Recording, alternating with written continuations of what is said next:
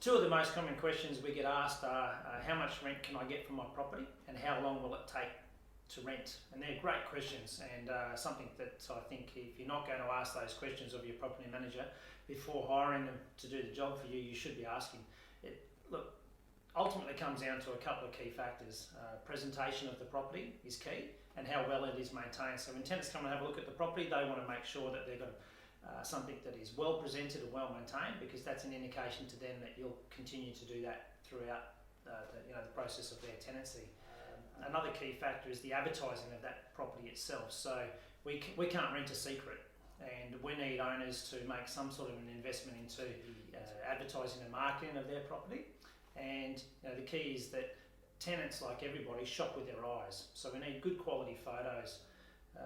We can get organised photos for you, around about $121 for 8+ photos, and they're really light, bright and airy photos that capture tenants' attention. So if they're looking online, you can imagine tenants come home from a busy day at work, or they're sitting there on the weekend and they're scrolling with their partner through dozens and dozens and dozens of ads online.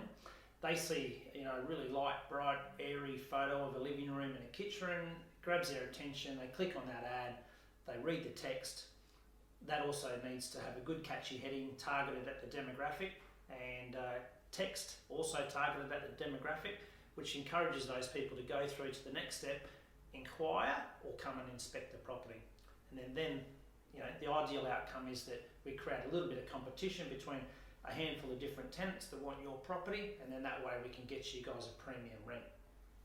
In addition to that, the rental price that you advertise also has a massive contributing factor, because if tenants look online and they're looking at half a dozen other similar properties and yours is priced at $10 or $20 a week over and above theirs, they may not even click on that ad, let alone inquire and inspect and apply for the property. So there's two different strategies and a blend of anywhere in between, but we see that some owners like to go for a high price with a higher occupancy. So you can imagine that property is $20 a week, $30 a week extra. It might take 2 or 3 weeks extra to rent the property, and then the tenants move out in 12 months' time and we face the same problem again.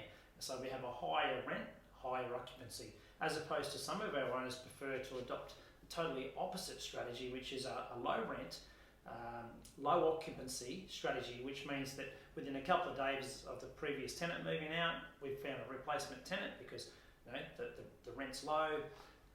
With tenants swarming over the top of the property to inspect it and apply for it, they move in within a couple of days, and while the rent is lower, it's funny to see that we do the statistics on this over the 400 odd properties that we manage. It typically yields a higher yield for our investors, that strategy, and it also offers, we find, our owners peace of mind, so that they're not sitting there for that 2 or 3 week period worried about whether they're going to get a tenant or not. Whilst the rent might be a little bit less than what they could have achieved with a higher vacancy period, at the end of the day, it typically nets at least the same sort of income, if not more. But put all of those factors aside, ultimately at the end of the day, supply and demand dictates how long a property will take to rent and how much you achieve for it, because we see supply and demand change from day to day, week to week and month to month. So it's our job, one of the things that you pay us to do is to help you ascertain that. It's probably the most important decision you'll make, and one of the other topics that we've talked about and frequently asked, this ties into, which is the fee structure.